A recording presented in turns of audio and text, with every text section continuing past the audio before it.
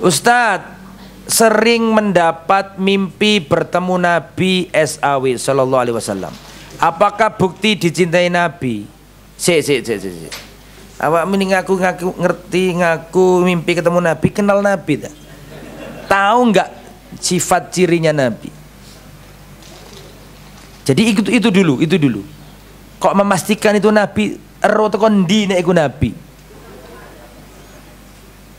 Soalnya Nabi bersabda, Ustadz, barang siapa melihat aku dalam mimpinya berarti benar-benar lihat aku. Hadis ini betul, sahih. Tapi Nabi ngomong gini kepada siapa? Sahabat. Sahabat tahu nggak wajahnya Nabi? Tahu. Kata Nabi, barang siapa mimpi melihat aku berarti dia melihat aku. Karena setan nggak bisa menyerupai aku. Masalahnya Nabi ngomong di depan para sahabat, ngerti wajahnya Nabi. Jadi Nabi itu ngerti bahwa ini wajahnya Nabi dan nggak mungkin setan menyerupai wajah ini, kan gitu kan? Lah, setan memang nggak bisa menyerupai wajah Nabi, tapi setan bisa mengaku sebagai Nabi. Menyerupai wajah Nabi nggak bisa, tapi setan bisa memakai wajah lain tapi mengaku sebagai Nabi. Makanya harus kita dudukkan, belajar dulu sama ilmu Muhammadiyah. Sholat nggak pernah, kemudian nggak pernah ke masjid. Ini misalnya ya, bukan yang contoh ini. Nggak pernah sholat, tiba-tiba saya pernah kenal orang itu, jarang sholat, nggak pernah kelihatan ya. Ya mohon maaf, dengan semoga Allah beri hidayah kepada kita semuanya. Ibarat kata dia ini orang ya gitulah, nggak sholat nggak apa, terus tiba-tiba datang terus mengatakan, Ustaz saya mimpi ketemu Nabi. Saya Pak, ini alon-alon, ini mimpi ketemu Nabi, ini tahu tak sampai nek iku Nabi, gitu loh. Jadi hanya belajar dulu. Ada kitab namanya apa? Syama'il Nabi, tetek bengeknya Nabi. Dari A sampai Z ada semua. Wajahnya Nabi, rambutnya Nabi, dedeke awaknya Nabi, bidangnya Nabi, kemudian sarungnya Nabi, jalannya Nabi, tidurnya Nabi, duduknya Nabi, lauk pauknya Nabi, makanannya Nabi, buah kesukaan Nabi. Semuanya ada di kitab itu. Kitab apa? Saya sarankan antum baca kitab untuk tahu betul Rasulullah SAW. Kita Surabaya kita kajikan itu, dan kita juga kajikan itu di Suara Aliman atau di Aliman TV. Lah, Nabi diantara sifatnya Nabi adalah laisa bi tawilin wa laisa bi qasirin walakin aqrab ila tawil. Nabi itu tidak tinggi menjulang, tidak pendek, tapi lebih dekat ke tinggi. Bisa dimaknai? Bisa dipahami? Bisa dipahami apa tidak? Laisa bi tawil, tidak tinggi menjulang, wa laisa bi qasir, tidak pendek. Tapi Nabi itu tengah-tengah dan lebih dekat ke tinggi. Jelas ya? Ba'id ma baina mangkibai, antara ini yang satu dengan ini yang lain berjauhan. Artinya Nabi itu gagah. Ya. Dan Rasulullah SAW rambutnya tidak keriting, tidak lurus, tapi pertengahan. Kalau ada orang, Ustaz saya mimpi Nabi, gimana mas mimpinya mas? Wangi Ustaz, luar biasa wanginya Ustaz. Semerbak aroma wangi, gue wanteng Ustaz. Rambutnya lurus, setan. Setan. Rasulullah tidak pernah memakai pakaian di bawah mata kaki.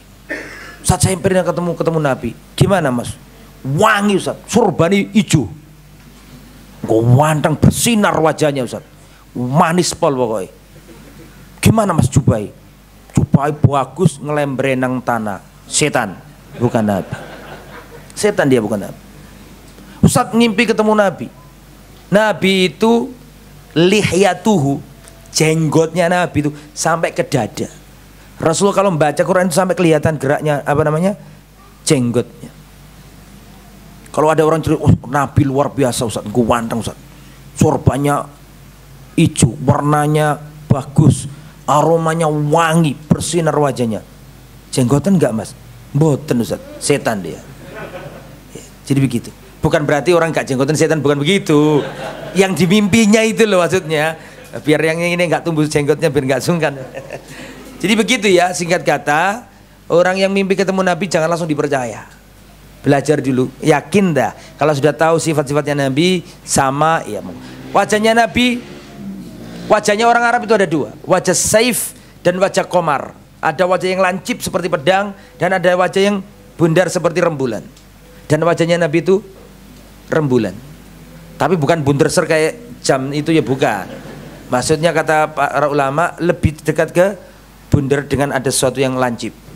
Bukan berarti bunder kotak bunder ser gitu ya. Sering mendapat mimpi bertemu Nabi, apakah bukti dicintai Nabi? Belum tentu. Ya, intinya tapi semoga itu isyarat yang baik gitu ya. Tapi apakah pasti enggak? Ukuran orang dicintai Nabi bukan mimpi ketemu Nabi apa enggak, tapi dia beritibak kepada Nabi apa tidak. Itu wis. Termasuk orang salah paham, uang nek mati dalam sholat pasti husnul khotimah, belum tentu. Rasulullah wafat di pangkuan Aisyah. Khalid bin Walid wafat di ranjangnya. Tapi husnul khotimah yang inti adalah orang wafat dalam ketauhidan. Itu inti. Gak peduli mati di jalan, mati di rumah, selama dia tauhid dia husnul khotimah. Biar gak salah paham kita ini membahas ini. Ya, biar gak salah paham. Rasulullah sebaik-baik manusia wafat tidak sedang ibadah. Paham? Rasulullah wafatnya di kasur, bahkan di dekapan siapa? Aisyah. Khalid bin Walid pendekarnya kaum muslimin, wafatnya di ranjang. Dan itu hikmahnya Allah. Kenapa Khalid kok tidak wafat di medan jihad, padahal dia pengen mati di medan jihad? Karena Allah nggak ingin pedangnya Allah ini kalah. Kan julukannya Khalid kan pedangnya Allah, Saifullah. Lah kalau perang kok kalah, mati, orang-orang akan mengatakan, lu pedangnya Allah kalah, kan gitu. Lu iya, Allah nggak mau. Makanya Allah wafatkan Khalid di ranjang.